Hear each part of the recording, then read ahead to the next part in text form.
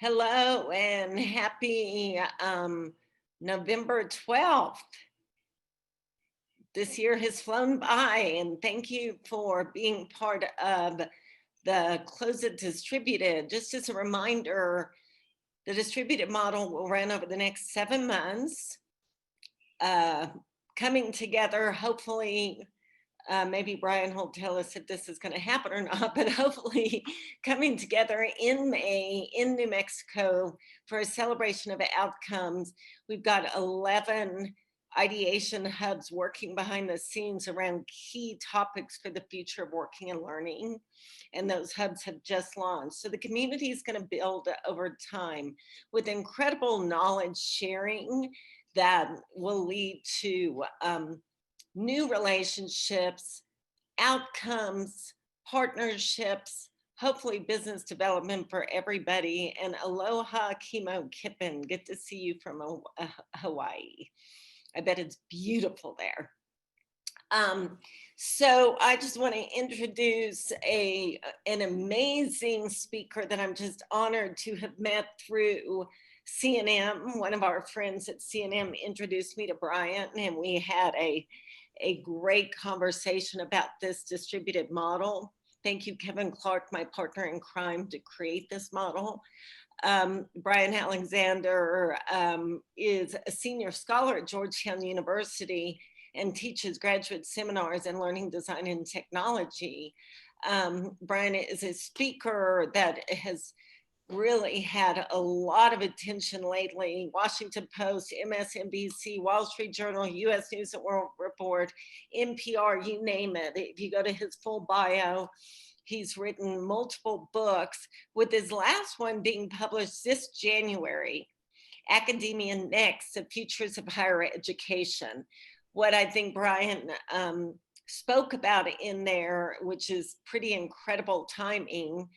When I first spoke to Bryan, he said, I don't like that I become more popular because I spoke about what a pandemic would do to higher education, and then we had one.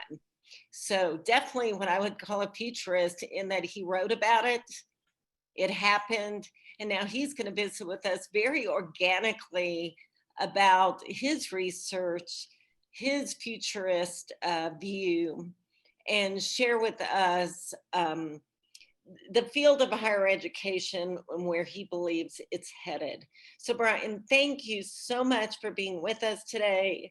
As a reminder, all of our keynotes are shared within the Close It community and reaches a wide spread.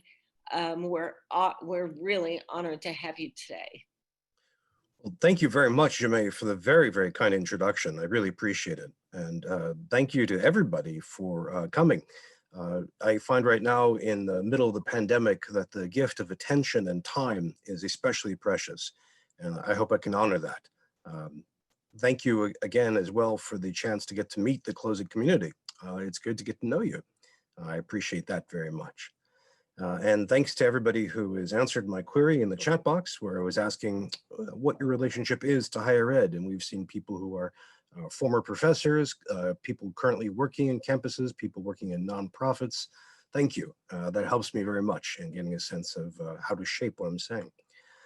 Speaking of what I'm saying, I'd like to explain what I'll be talking about for the next few minutes. The idea of the presentation here is to dive into what just happened to American higher education during this extraordinary year.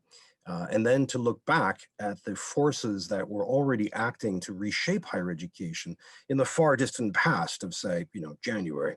And then looking ahead to where this should all take us in the next 1 to 5 years. Now, along the way, you will all have questions, I'm sure. You will have comments, you will have objections, you will have examples. I would love to hear from you. So please just use the chat box. I'll be checking it as we go. And I will try to answer during the session. But if I miss you during the chat back and forth, I will definitely grab you at the end. And hello to Kristen and Kevin. Kevin, community colleges are great heroes of mine. You're the biggest sector in higher ed. You do more with less than anybody, and you get no publicity for it, but you're fantastic. So it's good to see you. I'm a futurist specializing in the future of higher education. What does this mean? Well, people like to come up with jokes. They like to come up with models. They usually like to ask me about my crystal ball, and I do have one. But in reality, my job is to help people think more effectively, more creatively, and more strategically about the future. And I do this with a few different ways, a few different projects. One of them is trends analysis. I track nearly 100 major trends reshaping higher education. I've been following these for almost a decade. I also hold a weekly video conference conversation with dozens or hundreds of people, each week hosting a guest who has a particular angle on the future of higher education. In fact, our session today starts in about a little less than 3 hours. I also teach part-time at Georgetown University in their Learning Design and Technology program, which is a great, great master's program. And teaching is just absolutely a delight. And before COVID struck, I used to travel all over the world, consulting, speaking, working with different groups. And now I do all of that just completely online, like I'm doing right now. So, like I said, let's start by discussing what just happened, and then let's look at what was happening, and then let's get a sense of what might happen next. And again, as I go, please bring to bear your own particular experience, be it as someone working adjacent to higher ed, somebody who is a faculty member or administrator, or someone who's just interested. I'd love to hear your thoughts. So to begin with, I'm a big picture person. I like to zoom out as I can. And one of the great sets of impacts right now, possibly the biggest, has to do with the impact of the COVID-19 pandemic. We are in the United States, either in the second or third wave, depending on how you count this. Deaths per day have passed 1,000. The total death toll is about 250,000 and probably higher than that. And infections are building all across the nation. It's a truly terrible thing and an extraordinary, extraordinary time. Jemay was kind enough to mention that in my most recent book, I have a little bit discussing this.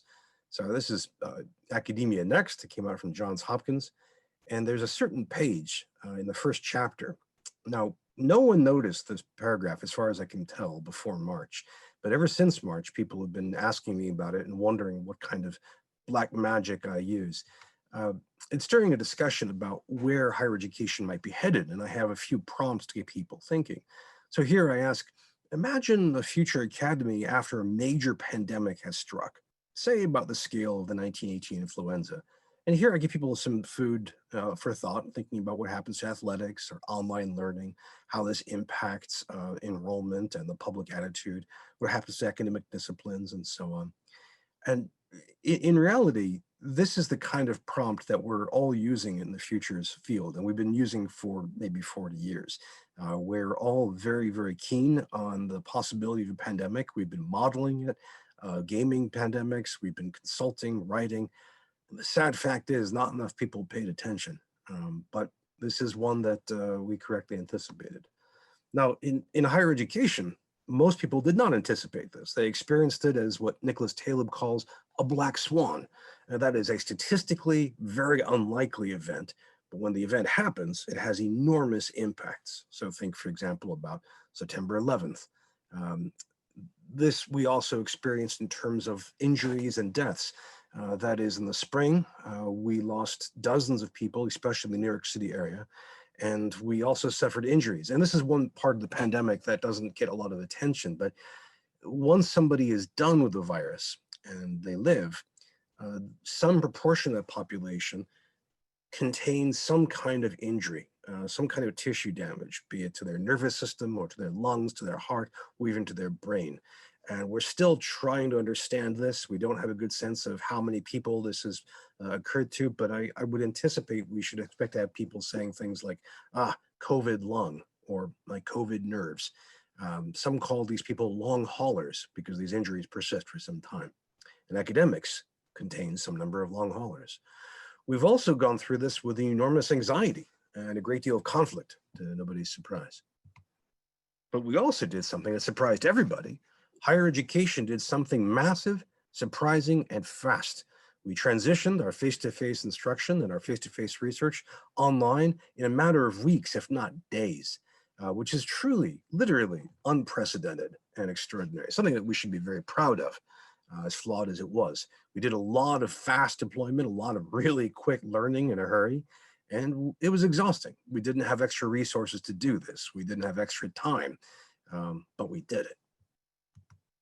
Now, at the same time in 2020, in parallel to and in some interaction with COVID-19, we've had what some people call a great awakening or a great awakening, but really a sense in the majority of the population that anti-Black racism is a terrible problem, and it's one that we haven't been paying enough attention to, and we need to address.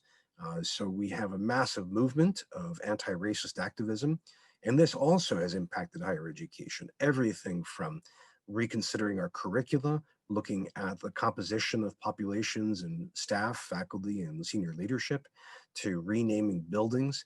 Where I teach at Georgetown, the students voted to tax themselves in order to pay reparations to the descendants of enslaved people whom Georgetown owned in the 19th century.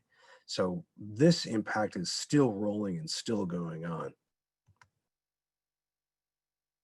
Now, before this annus mirabilis of 2020, or this annus horribilis, what was happening beforehand? What forces were impacting higher education? Well, I want to touch on some of the major big picture ones, and I want to zoom out to the global level to begin with, because all of these factors are still in play. All of these trends are still happening. To begin with, higher education has not been immune to globalization. In fact, over the past 30 years, really since the fall of the Berlin Wall, we've seen increases worldwide in globalization of higher education. That is, we've seen researchers collaborate across international boundaries and publish across international boundaries more and more frequently. We've also seen more and more students move across national borders in pursuit of learning. The United States has drawn really heavily on this, with some institutions having larger and larger populations. Canada, in terms of per capita, was probably the world's leader in this after 2000.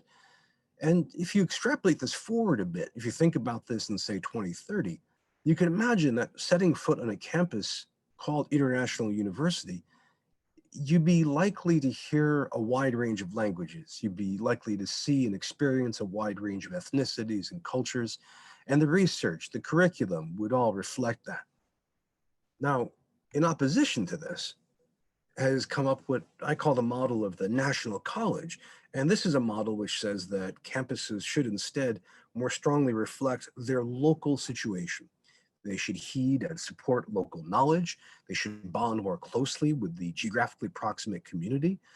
They should perhaps research local ways of knowing, and that higher education should in effect be a kind of resistance to globalization.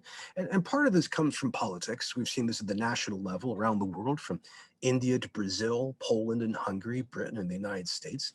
But it has played out academically. For example, in Turkey, President Erdogan has been urging the teaching of various forms of creationism or intelligent design by arguing that they are based, in fact, on Islam as experienced in the state of Turkey. In Holland and in Italy, as well as South Africa, there have been conversations about what language to teach in. A lot of these universities have moved to teaching in English because language is increasingly the world's lingua franca. But you have people in Holland who say, you know, maybe you should learn Dutch. If you're going to come to our country to learn, maybe this is something that you should do. So we'll see more and more of this as well. Now, the pandemic has hit this internationalization dynamic pretty hard, just because people have been unable to move across borders at the same frequency as before. The US has been hit hard. Australia has been hit especially hard. They have something like 30% of their students come from abroad, so they are suffering financially a great deal right now. A second big picture macro trend that I'd like you to bear in mind has to do with what people call the demographic transition. Now, let me just ask you in the chat, if any of you remember being really worried about overpopulation. If you grew up in the 60s or 70s and remember the population bomb or movies like ZPG, just put in the chat box a little note if you remember any of these thoughts. The concern that the world would fill up with babies, that we would have. Chris, you were part of ZPG, amazing. Amazing. Okay. Well, it's fun when I talk to teenagers and people in their 20s about this. They largely have missed that moment in our culture. Um, that moment turns out to have either been stark wrong or to have scared us so much that we changed our behavior. Let me explain. What you're looking at in this slide is a glimpse of population. This is a model that depicts one developing nation right now. And this model also describes most of human history until about the year 1900.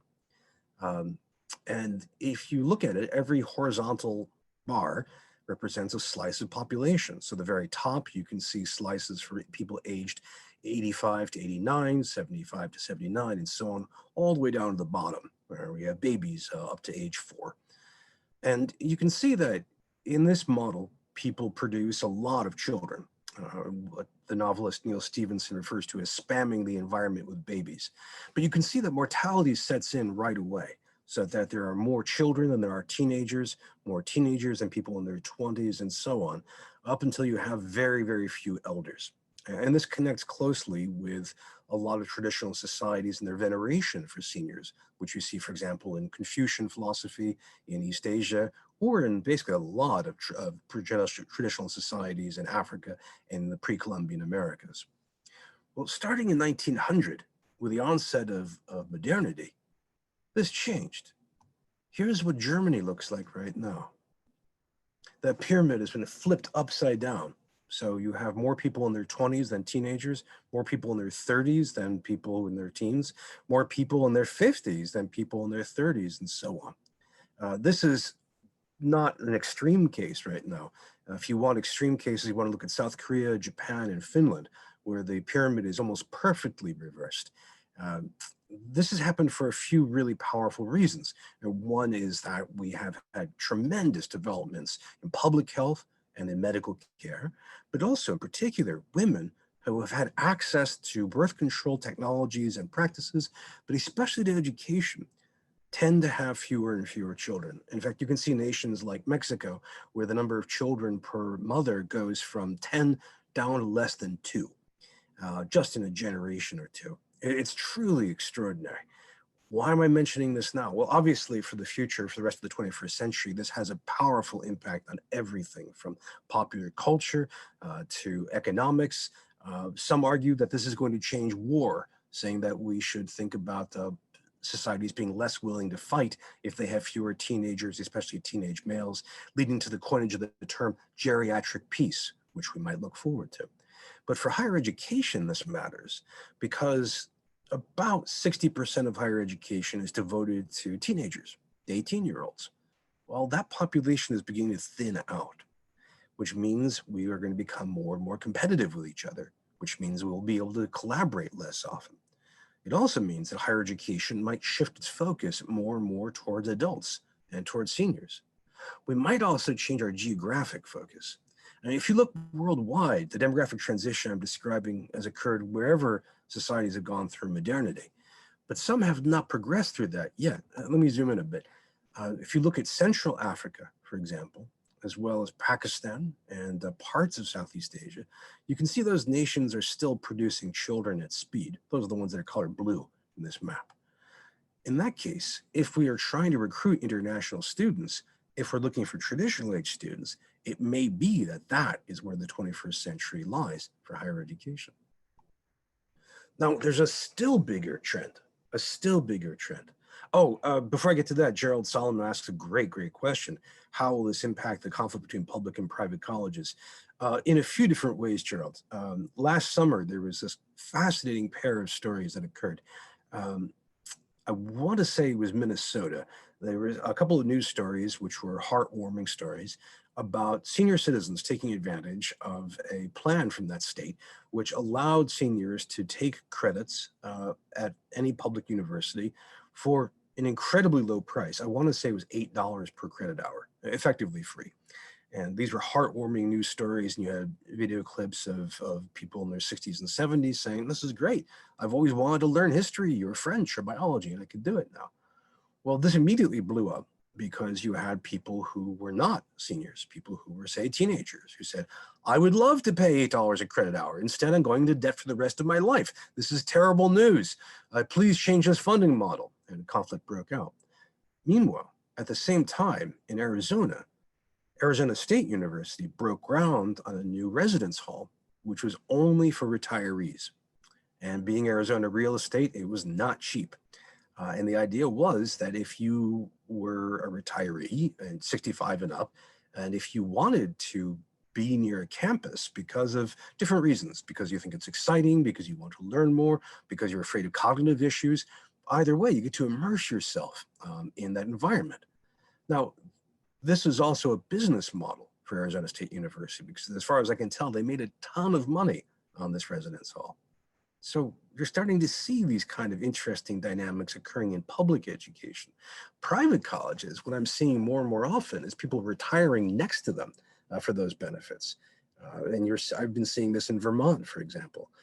So it might not be so much a conflict as so much just different models of supporting seniors. I really have hopes for intergenerational education, intergenerational community as a result. That's a great question, Joe. I'll come back to that at the end too, with more.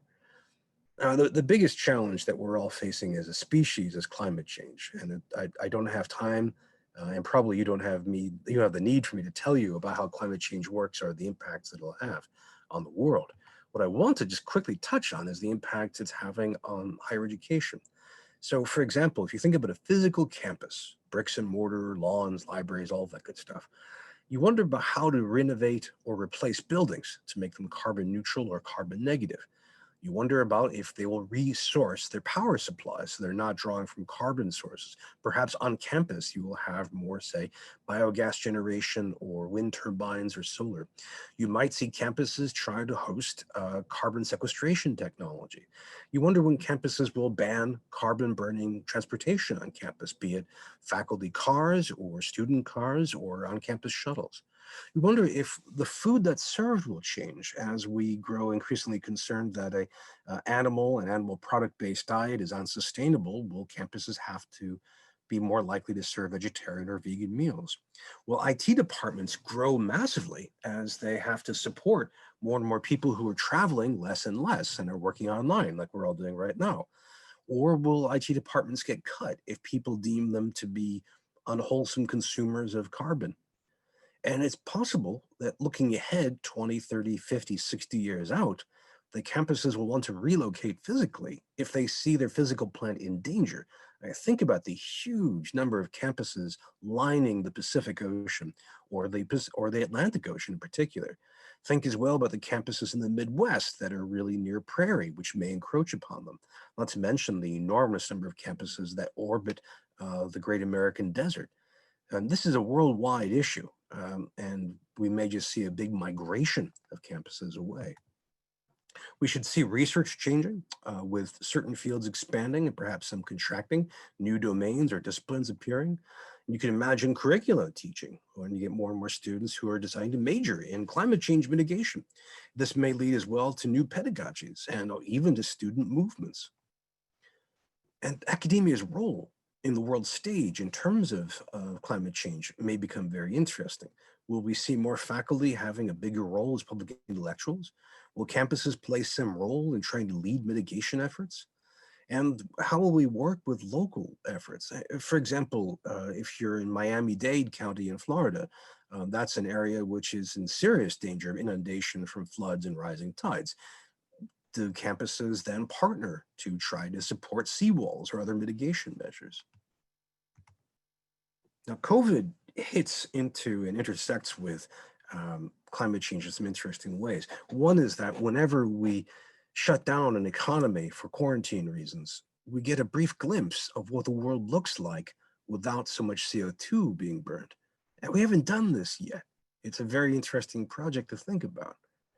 The second is, as a few others, including Bruno Latour, have argued, perhaps COVID presents us with a kind of dry run for climate change, and looking at how the whole world responds to this great disaster coming at us from the natural world. Climate change can also hit the internationalization of higher ed. I mean, if your model of climate change is one that's global, that this is a planetary crisis, and it's one that requires international collaboration and work, then this may further power you in supporting internationalization of higher education. If, on the other hand, you think that nations are where decisions should be made, and either you want to have national-based mitigation measures, or if you want to just avoid climate change altogether, then maybe the national college model is more in line with your disposition. I'm gonna give you one more trend, and then I want to dive into the pandemic a little more deeply. One of the big shifts that's been happening in higher education for the past generation has been a shift towards STEM fields plus business, and a shift away from the humanities. Now, this is a big level shift. This isn't true of every single campus or every single department, but generally speaking, we've been producing more and more degrees in the sciences and fewer in the humanities. Now, if you take a look at this graph, if you look at the top right, you look at the fields that are booming. I mean, these are the ones that are growing by 25, 50, 60%. You see they're not really surprising. Exercise science, computer science, nursing, health and medical fields. And if you scroll down to the bottom left, if you look at the fields that are losing numbers, again, they're not surprising. History, religion, area studies, the humanities, languages, English literature. Now, I don't say this with any particular pride or excitement. My own PhD, my own first professor job was teaching English, so I don't delight in this, but I can't deny the data is occurring. So where does all this take us if we mix all these different trends together and we extend them forward into the future? What does that do to higher education? Well, one thing it does is it gives us greater attention towards the field of instructional design. See, back in March, when American higher ed leapt online, there were a lot of professors who panicked. How do I teach online? How do I teach with video? What is asynchronous teaching and all of this stuff? Well, thankfully, we have a whole profession called instructional design, which has been working on this for the past arguably 50 years. So they have peer-reviewed scholarship, they have books, they have presentations, we have professionals. I mean, it's a great resource. So instructional designers have moved a bit closer to the center of the academic enterprise. I mentioned the changes in curricula before COVID. I suspect we will see a kind of post-COVID curriculum as more and more people decide to study in order to fight COVID. And think about adults who go back to school in order to reskill for the labor market. Clearly, healthcare is one of the few fields that's still hiring. Think as well about an 18-year-old making the same kind of decision. But all of these people may also just feel this is the crisis of our time. I want to participate in it. I want to contribute, and I want to fight the virus. So I expect we should see greater enrollments in classes on nursing, pre-med, biology, epidemiology, of course, geriatrics, remembering that the largest proportion of people who are killed or grievously injured by the virus are seniors. Think about people majoring in psychology, given the huge psychological trauma of the event. As well, think about poli-sci and economics, because those two domains have suffered a great deal of chaos this past year. Now, back in spring, I also modeled 3 different scenarios for where higher education might be headed as a result of the pandemic. All 3 of these have been borne out, and we just explained so you can see how they work. One of them is what I call the post-COVID campus, and that's a campus that is based in the idea that either the pandemic isn't hitting them, or that they can handle it, and so they can have face-to-face instruction. The second scenario is one where the campus thinks that COVID is a dire threat, and the best way to respond is to teach online. And the third is what I've nicknamed the toggle term. I mean, this is when a campus switches back and forth between these in the middle of a semester. Powering these scenarios are a few extra features. We had a great question a little while ago about private versus public universities. We know that public universities are being hit very hard financially. That's because state governments are being hit very hard financially. On the one hand, their revenues are declining because taxes have declined, tax collection has declined because of the recession. On the other hand, their expenses have gone up because they have to pay for increased medical treatment, or they have to pay for more public health measures. And we know from the past 50 years of history, the state governments will gladly cut public higher education before almost anything else. So we're seeing state systems really taking big hits, like 10%, 12% cuts right now already. I and this gentleman here both forecast that we should expect enrollment drops. And this is a little counterintuitive because the usual idea is that whenever there's recession, more people flock to colleges in order to reskill. But my model was otherwise, and it's been borne out that on the one hand, people don't will be less likely to want to come to a face-to-face campus because they're afraid of being infected, and people are also less likely to want to take classes online because of the perception that online education is not as good. Right now, the closest data we have shows that enrollment has dropped 3 to 4% this semester. The gentleman here is Scott Galloway, an NYU professor of marketing, and he says that we should additionally expect elite institutions to really open up spaces for more and more students because they are now no longer constrained by physical restraints. He also expects that we should see big corporations partnering with the elite institutions. So think about, say, Harvard partnering with Microsoft. Neither of these two things have happened yet, but I want to put them out here just in case they do. Cuts have been happening all across the country. Cuts have been happening as in terms of ending job searches. There have been furloughs, including involuntary ones, and we've seen just cuts to compensation, cuts to retirement, and then laying off staff, laying off faculty, including tenured faculty. And this is likely just to keep rising and rising. Kristen asks, are these point specific to universities or all of higher ed? Yes, I'm speaking of the entire sector of American higher education, roughly 4,400 colleges and universities. Oh, there's another question. I'm sorry, I just missed that. This comes from Tim. How might the twin trends of internationalization and remote learning impact the structure of state systems beyond less money and enrollment drops? In theory, Tim, state institutions should be able to enroll more and more students because people don't have to travel to them. They should have more and more access to them. So that's possible once people get more acclimated to more online learning. Good question. Good question. The corporate partnership does make sense, but it does leave out so many colleges. This is a problem with Scott's analysis. He really, really focuses on the elite.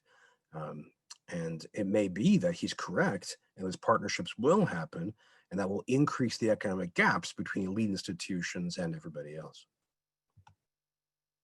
Now, the scenarios I mentioned, I want to give a couple of examples of them and then show how they ramify beyond that. We've had about 20, maybe 22% of colleges and universities have opened up this semester for face-to-face teaching, and they've done so with a great deal of precautions. They've had plexiglass shields, they've had PPE supplied to students, staff, and faculty, they've had mandated social distancing, they've changed some physical attributes of the campuses, like having classes outdoors, which you can do in New Mexico. They've also had some kind of moral charge to it. Notre Dame's president said this was something that he felt an ethical requirement to do. Here is a screenshot from Purdue University's president urging more of the same. So that's out there. We also have maybe a third of campuses that move primarily online. The California State University system did that right away, and they've announced plans for doing the same in the spring. And of course, as a result, they are much safer in terms of pandemics. Kimo, I'm going to get to that number in a bit. It's a good question to raise. The toggle terms, nobody wants to admit to this ahead of time. All throughout the spring and summer, I was scanning campuses' communications to see how many were announcing publicly they would do this, and almost none did. A few liberal arts colleges hinted at it, and they said things like, welcome first-year students, please pack very lightly. But since the semester began, we've had toggle terms all over the place. Their usual form is a campus will shut down face-to-face instruction for a week or 2 or 3 because they're suffering from a pandemic outbreak. And the screenshot here is from my alma mater, the University of Michigan. And you can tell it's University of Michigan because there's so much blue on the screen, right? But what happened there was the county shut down the university's face-to-face instruction because they were experiencing a big upward swoop in infections. So we're seeing that at play. We're also seeing other plans in some interesting ways. For example, this is a shot from Houston Community College, which offered an incredibly detailed reopening strategy. I'm not going to read this whole slide to you here. I just want to just show you the scope of this, that they have got this down to a science, down by individual buildings, individual academic programs, individual classes, a number of students based on their perception of the danger of COVID. So as the danger recedes step by step, they can open up step by step. We have a question from Chancellor Lambert. Corporate partnerships already exist with many community colleges. Do you see this shifting from community college to universities or just expanding? Just expanding. I mean, we have partnerships of all kinds. Thinking about Texas Christian University, for example, which partnered with AT&T to deploy wireless connectivity over that campus. I want to say that Ball State University or another Indiana university partnered with Apple to do some app development. So we have that already, but definitely an expansion. That's what Galloway is seeing. We've also seen universities and colleges come up with even more finely detailed schemes of surviving this. Beloit College in Wisconsin, for example, has come up with a micro semester. They basically cut their 16-week-long term into about a 6-week-long chunk. And the idea here is that they can become more nimble, where it's easier to change things up between these smaller blocks of time. A lot of students have decided to take gap years instead of being on campus or online. Harvard University reported something like 22% of their incoming students deferred admission and deferred classes for a year. So some colleges are trying to grab onto that. This is Champlain College in Vermont, which has a service that will help you in your virtual gap program. My colleagues, Eddie Malone at Georgetown and Josh Kim at Dartmouth have actually come up with 15 possible scenarios, which are excellent. And all these are in play as well.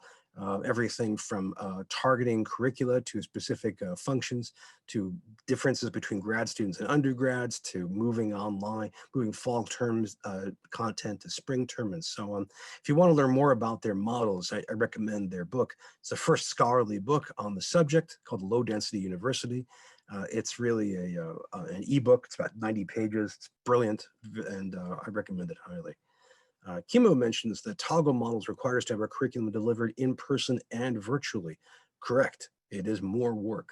It builds on the work that we did the spring semester by shifting rapidly from in person to online. And I'm going to get to how it's even more work than it sounds in just a minute or two. And definitely, many teachers and professors are not prepared for this. Now, what does this do to the teaching experience? You know, this wild semester, what has it done to us, and what is it doing to us in the spring? Well, a few things. One controversy right now has to do with how we handle cheating. So on the one hand, we have schools relying more and more on remote testing technology, tools that are able to scan a student as they work to see if they're cheating or not.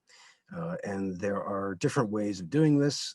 One of my favorite was a company that handled hundreds of thousands of hours of video of students taking tests, and they ran numbers on this. And they concluded that students who looked up on camera were less likely to be cheating. Students who looked down were more likely to be teaching. So they're able to scan and look at people's chins, cheeks, and eyes, and model that motion, and pay attention to students, for example. So on the one hand, people support this because they're very concerned about academic integrity, because it's one thing to be a student in a lecture hall supervised by a proctor. On the other hand, to be at home in your living room or wherever, it's much easier to get away with stuff. Other people oppose this, saying that this is intrusive, this violates privacy, and this is actually bad for learning. So the controversy rages. There's also a push to change assignments and assessments in order to make cheating less desirable. There's a whole pedagogy based on that. Now, the campuses that are entirely or mostly online have a few challenges. Right? One is they have to figure out how to make learning communities happen online. So, we know that social learning is a positive thing, and we know that people can learn from each other in classes, and we have to reproduce that digitally. We also have to figure out how to reproduce the campus online. Maybe a quarter or 20% of students live on colleges and university campuses. And so how to reproduce that whole experience of meeting people, of clubs, of sports, of fraternities, of performances. So that's a real challenge.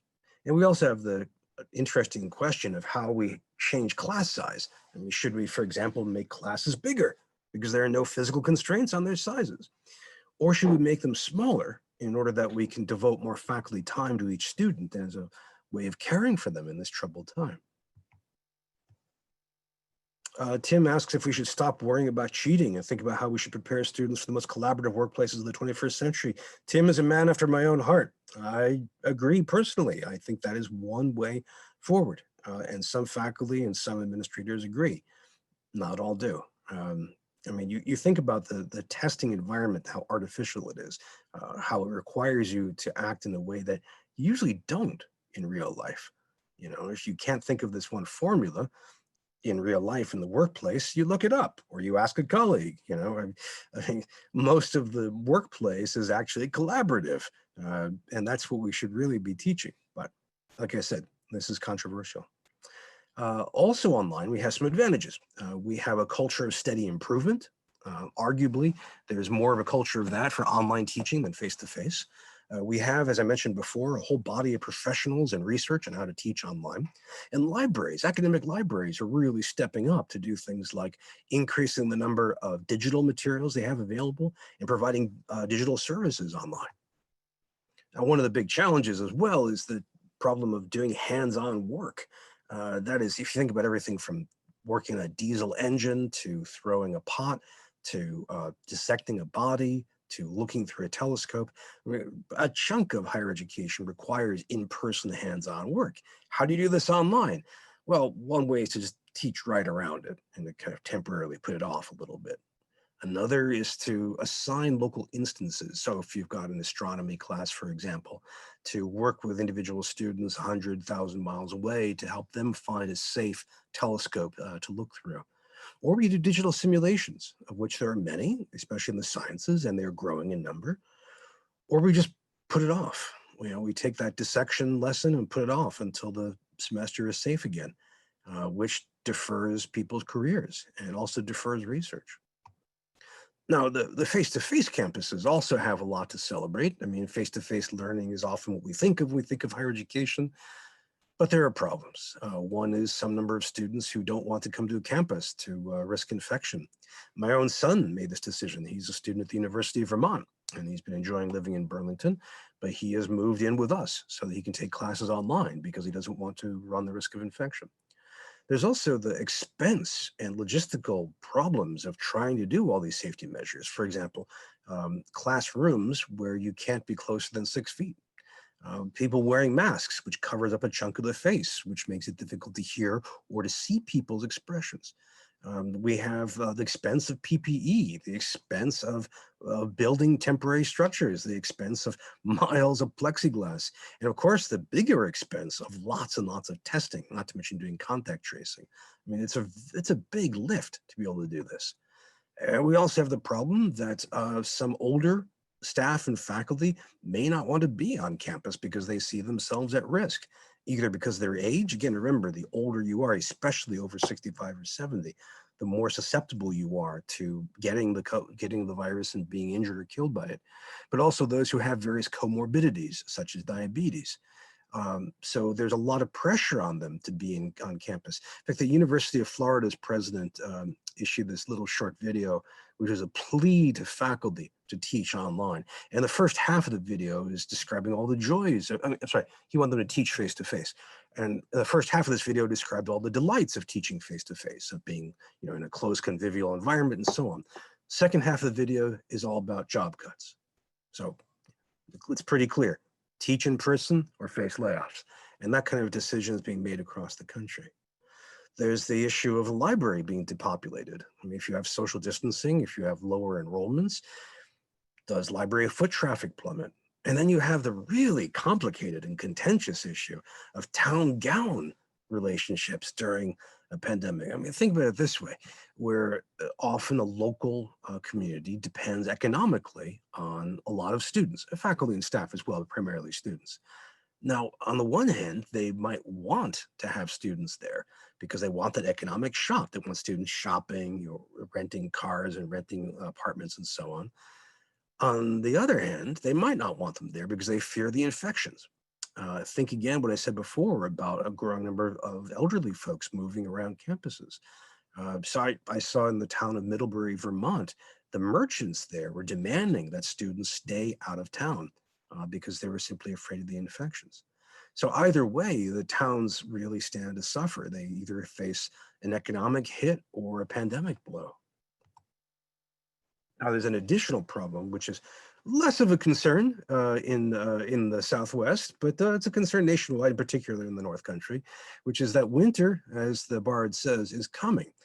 And that means, among other things, that it's a lot harder to do teaching online, to do teaching outside. Reed College in Oregon had some wonderful tent setup, so did UT Austin. Can't really do that in Michigan in February, for example. But there's also the possibility that we will see COVID really pick up in the winter. I mean, not just the data that we've been experiencing for the past few weeks, but also that you have people who are spending more time inside in more proximity with other people, which is great for spreading the virus.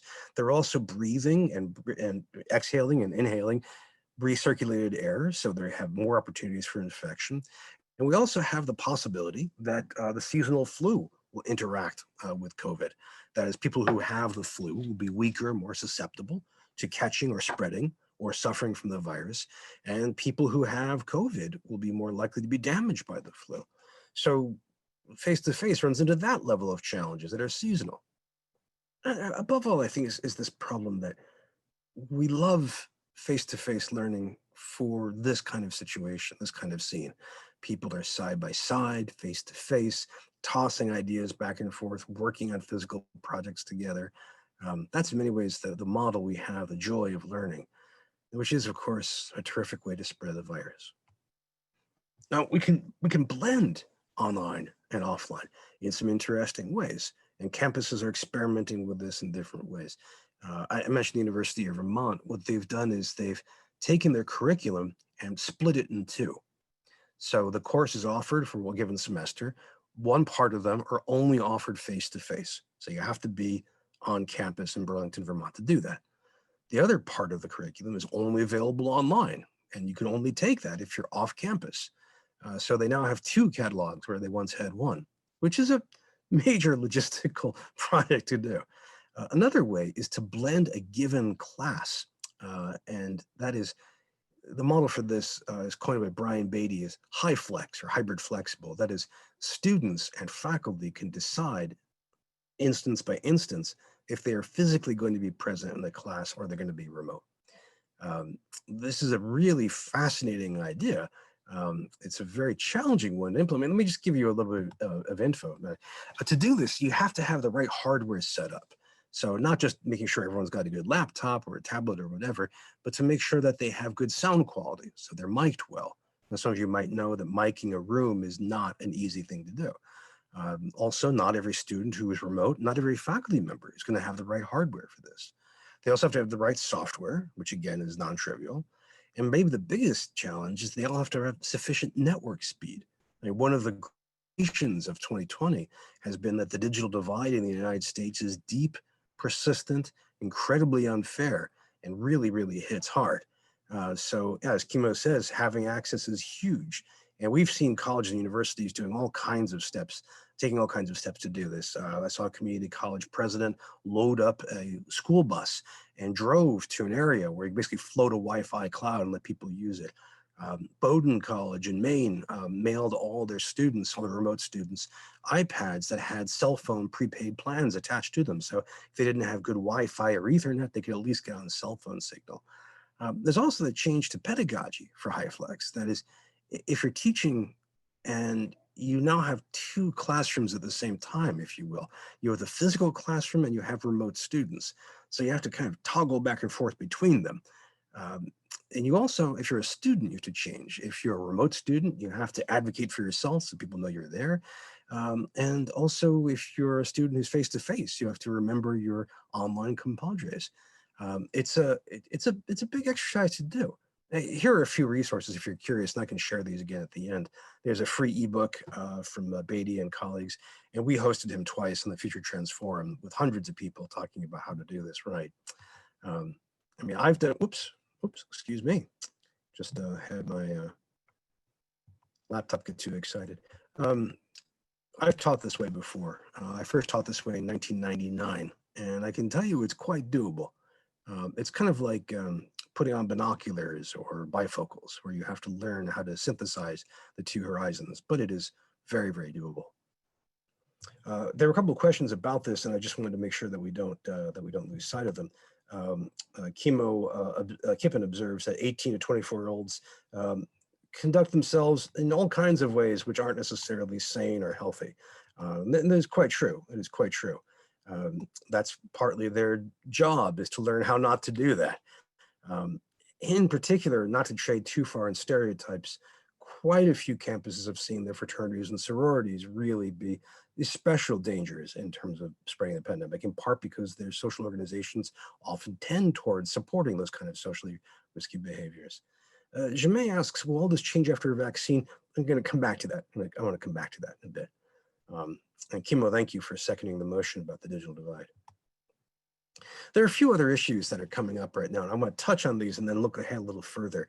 One of them is how we balance synchronous versus asynchronous teaching. So synchronous just means live, a live video like we're doing now. And this is a very exciting thing to do. It's the closest we can get to the face-to-face classroom, gives you that sense of live give and take. And it has some downsides. One of the downsides is, as Kino pointed out, the digital divide is a big deal. Not everyone has the bandwidth to be able to partake of live video. Also, we have people who suffer from Zoom fatigue, who just can't stand it. We also have people who are neurally atypical, and the Zoom interface may be too much for them to process all at once.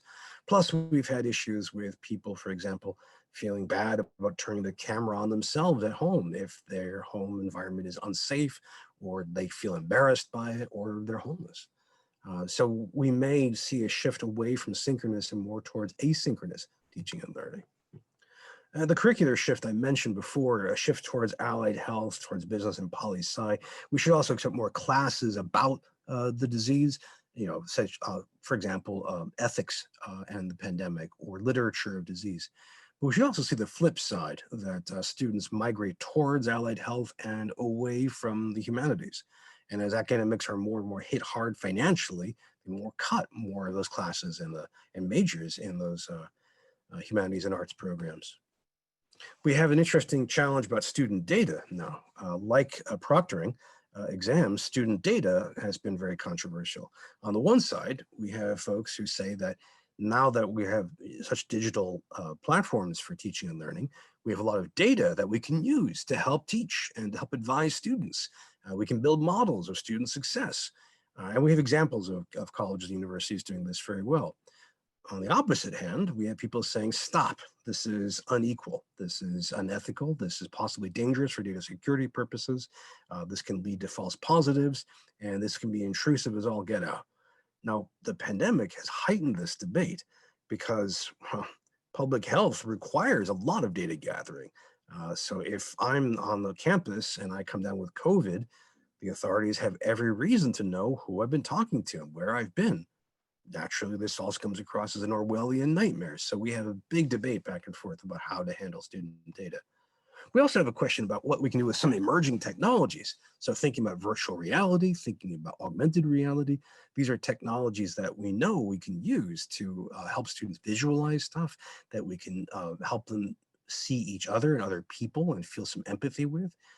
On the other hand, the technology can be expensive, and it also has serious network uses. So we have to figure out how, if, and when we can deploy them. I mentioned classes about COVID. We've also seen multidisciplinary classes about COVID taught often at liberal arts colleges. Here's one sample from Whitman College up in the Northwest, where you can see we have faculty from sociology, environmental studies, literature, film, German, Hispanic studies, politics. I mean, all of these shedding light from different disciplinary perspectives, which is very exciting. Open education may be having a moment. Let me just break this down to a few pieces. There is open education resources. I mean, this is textbooks and other learning materials that are open. That is, they're not copyrighted. They can be shared, and they're very low cost, if not free. We have open access and scholarly publishing. So that is scholarly journal articles or monographs that are open, not behind paywalls. And we have the practice of open teaching, where a faculty member shares stuff about their teaching practice so they can get feedback for it, also to brag. Now, all of these have been building before COVID. They may all accelerate. We may flip to a majority of education partaking of all of these because, well, to begin with, the economy makes textbooks harder and harder to afford. A $500 biology textbook was not good news in 2019. It's worse news now. So we may see more OER. Open access and scholarly publication is very much demanded by people who think we need access now to all the scientific data we could possibly can in order to fight the virus. And we need to publish in open ways so more people can see more of it. And then teaching, since teaching is more challenging, as Kimbo and others have observed, then sharing that practice is great. So we can ask questions, what's the best way to form groups in Zoom? Or what's a good writing assignment on Blackboard, that kind of thing. And above all, there's a sense that we need to just do better at this. The Pew Research polled Americans, and a clear majority, it was like 65%, said they thought online teaching was inferior to face-to-face. So if we're going to do online, it's got to be good. And we have to really work hard at making it better. And we have incentives to do this. There's a kind of ethic, the professional ethic of doing this well, but also there's a bevy of lawsuits already underway where families are charging that they're getting substandard education for less money. And some campuses have actually cut their tuition as a result. Now, if we look a little further ahead, if we look, say, 2-3 years out, let's just come back to Jame's question about what happens with the vaccine. We have this wonderful vaccine, so apparently, that's been trialed by Pfizer and another German company. And this is great news. This is great news. Deployment is not going to be easy. These have to be produced at scale, which is going to be expensive and take some time. They also have to be distributed, which is a political real struggle. I recommend the 2012 film Contagion, if you haven't seen it. It's a chilling, excellent film. And one part of that involves trying to have lotteries for distributing vaccines, which is one way to do this. Or do you prioritize certain populations and so on? There are already a whole set of plans out there. And this particular vaccine has an additional problem distribution that it has to be stored in incredibly cold temperatures, which means we're likely to see this being served up to urban centers before rural centers. I came up with points out you need 2 doses. So it's not just getting your 1 flu shot, you have to do this twice. I want to say it's a 2-week interval. I'm not sure that's right. Someone can find that out. And on top of that, we have the problem of people not wanting to take the thing. Before COVID, we had the fascinating anti-vax population, but also now the vaccine is to a degree politicized. For example, if this goes out under the aegis of President Biden, how many Republicans will not want to take it? Just like if President Trump had won re-election, how many Democrats wouldn't want to take it? We've seen higher resistance from communities of color. So it's going to take some time for this to make its way through the population. That is assuming that they can also continue to churn out vaccines that cope for mutations of the virus. And this is what you do with the flu disease, for example. And we've already seen one bad mutation break out in Denmark right now. So my long-winded way of saying, Jermaine, in answer to your question is, I think this will be with us for some time. It may be with us to the extent that AIDS or the flu is with us. That is still a live medical threat that hurts and kills people, but that we manage with a complex set of healthcare, medical care, and policies. If this continues at this level for a bit more, let me just extrapolate a bit further. We may see fewer campuses. We are already experiencing the enrollment decline that I mentioned. The enrollment decline, by the way, has been happening for the past 8 years. Every semester, total enrollment in American higher education has gone down. And for the overwhelming majority of colleges and universities, tuition and fees are how they pay the bills. And so decreased enrollment is a real hit to their livelihood. We're also seeing, as I mentioned before, states cutting funding. So we may see more campuses close. We may see more campuses merge with each other. We may see that COVID curriculum really take shape. We should also expect to see, I think, more services being offered by campuses, thinking in particular of mental health. At the same time, all this has to be done with potentially fewer faculty and staff. In the digital world, we should expect to see more and more people just more and more familiar with the digital world through practice. More people knowing how to, turn the light on their face with the right degree for video conferencing. More people using tools like learning management systems or Discord or Twitch to communicate. We may see some social de-skilling occur from traditional age students. That is one of the great functions of traditional age undergraduate experience, is learning how to socialize with people different than you are. Um, that's a great experience. It's very powerful. That doesn't happen as easily online. So we may see some kind of de-skilling as a result. We may see more automation, both in terms of software using AI in order to replace faculty or staff because it's cheaper, or face-to-face automation, more use of robots, again, either for price or because it's more safe than rolling a person through an infected environment. And we may also see the emergence of COVID careers. That is, more and more people who become nurses, therapists, anesthesiologists because of COVID. Then there are costs to be felt, to be borne by people in academia. I mean, illness and death.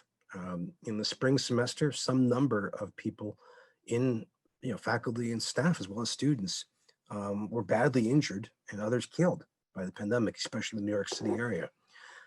We are already seeing at least 6 people killed this semester, 4 students, 1 staff member, 1 university president. We don't know the data on this because nobody's tracking it. The data is absolutely terrible on this. Some hundreds of thousands of students and other populations on campus have been infected this fall. We don't know the full number, but we should expect more human damage. Obviously, chronic stress is part of this. I mean, if we have to manage this pandemic for another full calendar year, to an extent, we acclimate to it, but that acclimation itself is a way of deforming our personalities. And then there's the economic hits that are part of this. The economic crunch of last spring was absolutely brutal, the worst since the Great Depression, and we still haven't recovered. There are whole industries that are just collapsing. And we have the possibility of social or political unrest. If for example, let's just imagine if President Biden calms the waters, if he's able to knit together a very bitterly divided country, even if he is, we still have a large number of people who've been impacted by the virus medically, who've lost family members, who will be unhappy, who are suffering from economic stress, and we have a lot of leftover political tension.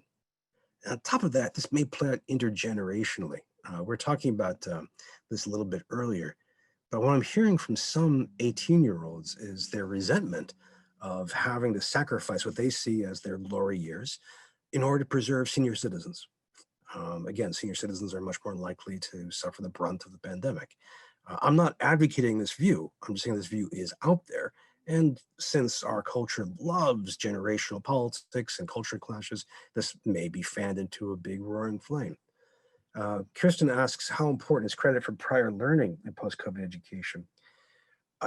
On the one hand, Kristen, I think hopefully more important, both as colleges and universities get more used to accrediting that kind of thing. Also, as campuses are more desperate to bring in more and more students, they will offer this as an inducement. On the other hand, people's work experience may be considered to be out of date if it is not digital enough, given that so much of the workspace is now online or heavily mediated by computers. Or people just may see that the work environment is so different from COVID, they might not accept it as much. So I think some degree more important, it's a question of balance. It's a great question. Now, if we look forward to 2025, if we can't completely quash the pandemic, if we can't drive it down like we did, say, with swine flu or with polio, we can see some interesting changes continue to develop. So we may see, for example, changes to the built environment of campuses. I mean, architects are eagerly planning this out right now. They usually see that we need more windows and bigger windows, more doors, bigger doors, more interaction between inside and outside, more outside structures, gazebos, that kind of thing, and then bigger rooms inside for social distancing. So you could really have a COVID look for our campus. More digitization, more and more immersion in the digital environment. And keep in mind, 5 years from now, 5 years is a long time in technological history. There are a lot of innovations popping up, everything from AI to new forms of robotics. On top of that, we may become more introverted as a culture. We may just be shyer around people. That's in part because of the de-skilling of interaction for young people. But also, I don't know if any of you have felt this. I'm hearing a lot about this kind of fear of other people right now, call it anthrophobia. Um, I feel I'm an extrovert. I love people. I love being around people. And now I find myself twitching if I go for a walk and someone's across the street from me. When I watch movies and people gather around a table, I sometimes flinch. Um, I wonder if we might not become quieter and more withdrawn.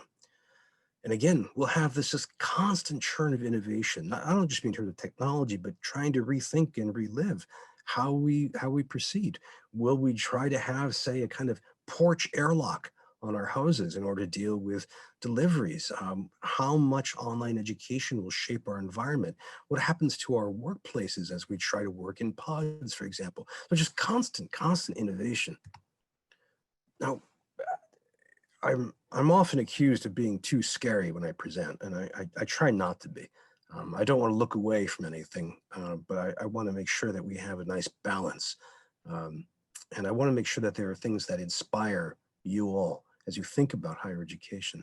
So let me just offer three, and then I want to hear some more from you all. The first is it's commonplace in human history for old folks to mock young folks.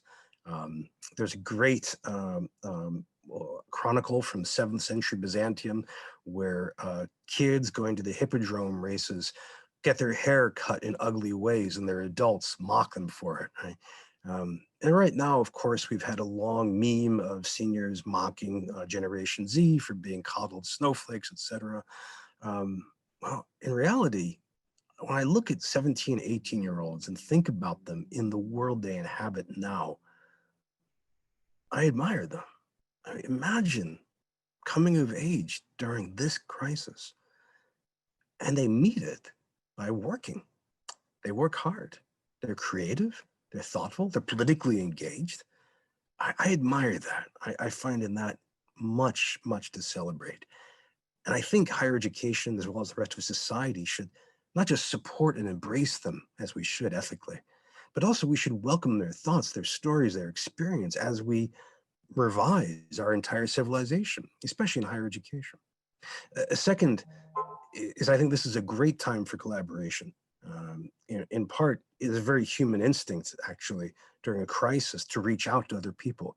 There's a fantastic, very moving book by Rebecca Solnit called A Paradise Built in Hell, where she looks at great crises, hurricanes, storms, disasters. And she finds that we tend not to go into a kind of Mad Max Thunderdome war of all against all, but in fact, we tend to reach out to each other for help. We do mutual aid. And I'm seeing this in higher education, that people are reaching across disciplinary boundaries, across professions, across campuses. And we have all this great technology to do that. I mean, for all of its flaws, Facebook or Twitter are tools for reaching out to other people, from video, from YouTube, from text messaging to Twitch TV. I mean, this is a great time for us to learn and work together. And then last, but definitely not least, because of the Black Lives Matter protests, in the United States and some other countries, we're now re-examining our relationship to race and racism. And that means that as we struggle to revise, to survive and thrive, we're doing so with at least one eye on social justice and equity. It's obviously overdue. It's not easy to do. It's about time, and I'm glad we're doing it. Now, it's kind of customary to end every PowerPoint presentation with links. So if you'd like to learn more about my work, just go to futureofeducation.us and you can find a bunch of different projects. If you want to find me on Twitter, and I haven't tweeted for an hour, so I'm already getting kind of the shakes right now. Just go to twitter.com/Bryan Alexander. Let me stop sharing all of this. I want to see your faces instead. I want to hear from all of you. And I want to, Jermaine, can I quickly grab a couple of these questions? You bet, please. We have the, thank you for the nice words, friends. We have someone whose name I can only make out starts with M. Matthew Cohen says that he's an extrovert and he finds being around others repugnant. Yeah. Wow. I mean, it's what a shock, right? I mean, I thought when this lockdown began that when it was over, I'd want to run out and shake hands, right, and hug people. I don't feel that anymore. When I think about flying again, I used to fly up to 6 times a month, and now that sounds even more horrible than normal. So let me ask a question for everybody here. One more question came up. I think this is from Jemay, which is that this is a great time for entrepreneurship. Absolutely. This is a time for all kinds of startups, for new ideas, for ways of teaching online better, for helping campuses do this work. This is definitely a great time for innovation. I would love to hear your other questions and thoughts. I've got some time for that, and I could ask you all, one of the things is, how are you seeing this play out in your experience of higher ed? And another question is to ask, which of these trends, besides COVID, do you see as having the biggest impact on higher ed? So those are a couple of questions. But if you have your own questions, please feel free. The chat box is there, and I would love to hear from you. Oh, there's a Q&A box too. I'm sorry. There's already a question from Natalia Bergina, who says, so much pain in society, and the comment about deforming personalities. It'll take a lot of healing. Do you see any way to lift people up sooner? Thank you for asking that question. This is a very, very moving question. One is, we're already seeing some of this in all kinds of teaching. I mean, from corporate training to K through 12 to higher ed, which is for a pedagogy of increased care. That is, we ask students how they're doing. We try to partner with mental health professionals to help as we can. There's been a push towards kind of, I don't want to say this the wrong way, not reducing academic standards so much as taking it easy with students. I've seen a few faculty who say, great, people working remotely, they have more time for homework. No. That's not the way this works. You should think about the opposite. But also, it's interesting, the field of psychology, the research field of psychology is a disaster right now. I mean, it's suffering horribly from the replication crisis. It's just really being torn to pieces. But the profession is healthy as can be. People are just, there's the demand for therapists and social work is enormous. So I think one thing we'll see is more and more people pushing for psych. Overall, when you look at the climate change movement, there's a lot of talk about a kind of woman-centered, sometimes people don't use it in gender terms, ethic of healing, that the job of climate change is to heal the earth.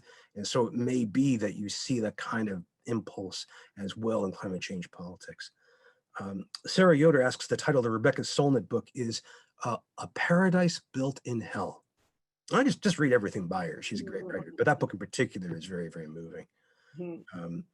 Bill Meador asks, what about the question, the ROI of higher ed? That's a good question. It's a really good question. The best data we have shows that overall, higher ed is a good investment, that depending on your data and depending on your major, right? Not depending so much on your institution, but depending on your major, the lifetime economic bonus to higher ed is substantial.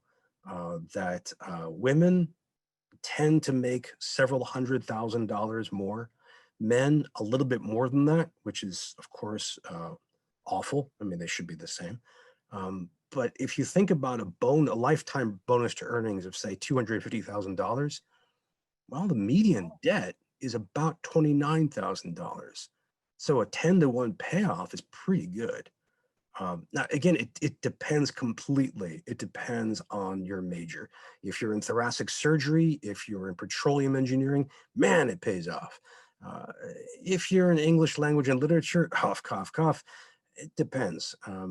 Not as much. But again, this is recent data. Looking ahead, it's hard to predict this. But I think overall, it's still there. The student debt crisis is a disaster. We're the only nation in the world that's doing this. it can be overstated. There are a lot of horror stories circulating around, but it is a shambles. Like I said, the median amount of student debt's around $29,000. For a lifetime payoff, that's great. But if you're a 23-year-old, that's a huge ball around your neck. I mean, that's going to make it hard. We already know that that pushes people to delay capital purchases, like for cars and houses. And we know that it also puts off childbirth. So there's a kind of echo knock-on effect in terms of demographics. I can say more about this, Bill, but it's a great question. It's a great question. Thank you. Jermaine, can I keep running with these questions? You bet. People, I know everybody, we still have a great crowd. Feel free if you need to get back to things to leave. And Bryan, you keep answering as long as you want. There's a bunch, and these are great questions. And we did do the book giveaway, so you'll be autographing 10 books and getting them out. One of them, really? I'll pay you extra. We got one going to Mexico and one going to Colbert. In Germany, excellent. No, is it Germany? No, Colbert. I'm just drawing a blank. South Anyway, Africa. South Africa. Oh, Colbert. Oh, sorry, I think it's Colbert. Yeah. Yep. Oh, Sarah, Jan, Michael, Liz, Lois, Jen, Philip, Marilea, Esteban, Colbert. Oh, fantastic, fantastic. Marilea Mayo, forgive me if I massacred your name. I'm trying to work on this. In Canada, yes, John. Marilea says that she's an introvert whose lifestyle hasn't changed at all. She's always worked remotely. His social life has mostly been virtual, especially with gaming. So you never missed in-person socialization. To what extent are colleges prepared to move into offering non-Zoom social activities to recreate the social engagement? Well, first of all, Marilea, you may become a majority now. You may, for the first time, I mean, statistically speaking, introverts are usually about a third of a population, but you may be closer to the norm now. We may be learning how to be introverts rather than the normal way, the other way around. Colleges are trying different ways. So they're doing things like having performances through Zoom, trying to make sure that clubs have access to different technologies for communication and for holding sessions. We've seen things like tabletop gaming. There's software that lets you play a tabletop game remotely. Fraternities and sororities are also, they've always been heavily invested in social media, so they can do that. But there's a lot of experimentation on that. Kevin Clark, thank you, Kevin, says, what is the intersection of human learning, machine learning, and continuous sense making? Well, if you mean sense making in the sense of David Snowden's idea, I think you might see more and more of this. Well, let me rephrase that. One way of looking at this is humans training machines to be smarter and to be better at using AI in different ways. And it may be that we will continue to have this kind of tutorial relationship, and the tutorial relationship will go both ways because we already have software that tutors us, and that software is getting better and better. So it may be that we have this kind of symbiotic relationship expanding each other's learning. I do think machine learning has a few other possibilities for higher education, including supplementing some faculty work, as well as doing non-faculty work. You think of everything from HR, payments, and definitely virtual advisors. We're really, really hoping to finally get something for that. So we should see more of this. I think there's also, if I can go a little bit macro on this, there's also the sense that we're facing this kind of civilizational crisis about automation.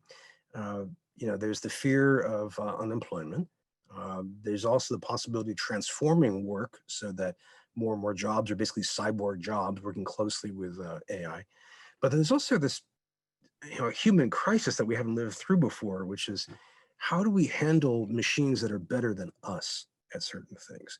I mean, you think, for example, Microsoft has speech recognition software that now does better at transcription of speech than human professionals do.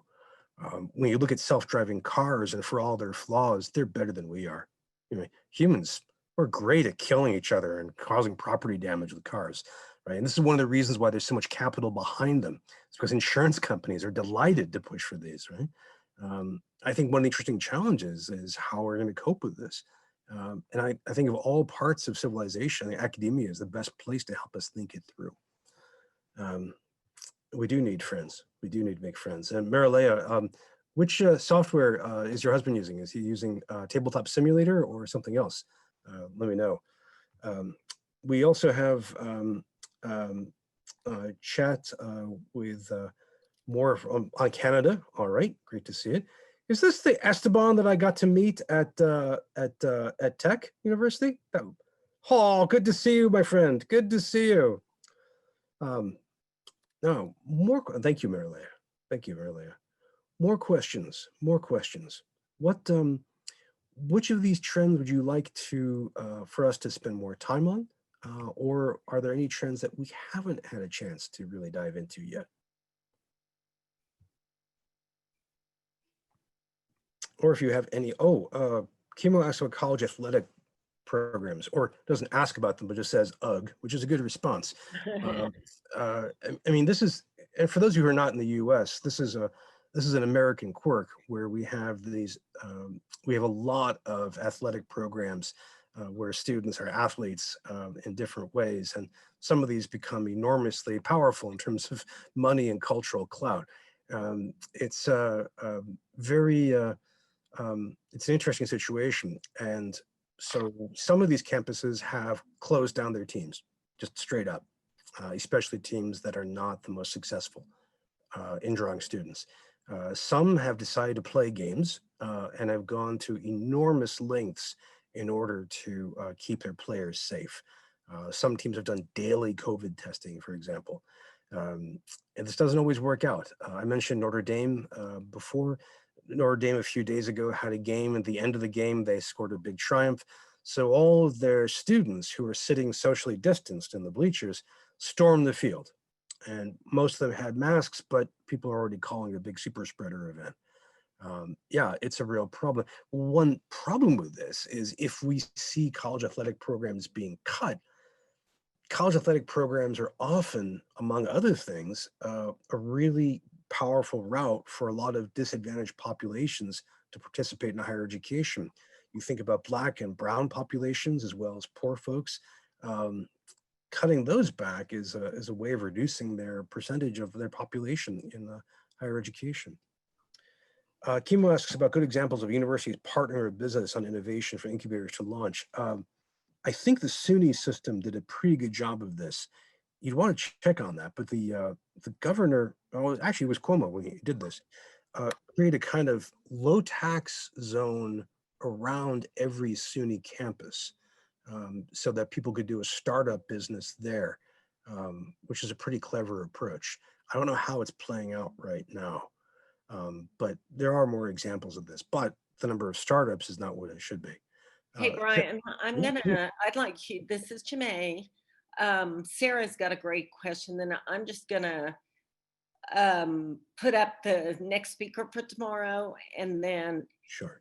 I think we'll probably end it. I mean, we could probably stay all day with questions for you. It's amazing. We can also, but Sarah, what role do you see esports? I personally really like this question because my son's in esports and seems to be really moving. What do you think about that?